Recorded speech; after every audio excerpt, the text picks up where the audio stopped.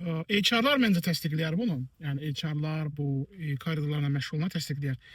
Bir tələbə universitet ikinci kursundan işləyirsə, onun iş tapma şansı daha çoxdur.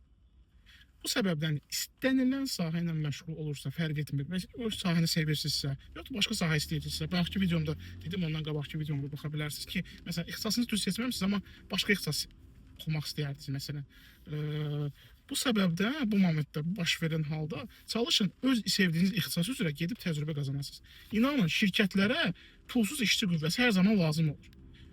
Və əgər orada siz özünüzü yaxşı göstərsəniz, mən sizi əmin edə bilərəm ki, universitet bitirəndə, hətta bitirməmişdən belə artıq maaş alacaqsınız. Çünki heç bir şirkət sahibi insan əməyini istismarını etmək istəməz. Yəni biz düzdür, kapitalist ölkəsidir, sistemidir, amma Azərbaycan cəmiyyətində iş adamları işləyən insanın məvazini verməyə, haqqını verməyə həmişə razı olublar. Və bu səbəbdən də inanmıram ki, ən azı, əlbəttə ola bilər 500 manat verməli idi, maaşı 300 manat verir, amma ən azından nəsə verəcək. Və bu da sizə kömək olacaq, təcrübə qazanacaqsınız, bilik qazanacaqsınız. Əldə etdiyiniz təcrübəni heç bir universitet verə bilməz. Hətta siz gedib dünyanın ən reytingli universitetini oxusanız da belə o təcrübəni verməz. Bu səbəbdən də çalışın, universitetin ikinci kursundan işləyəsiniz. Yoxsa oturub gözləyəcək, mən bakalavr qutaracağım, sonra magistr qutaracağım, iş tapacağım. O çox keçdi. O vaxtda artıq işdən keçəcək.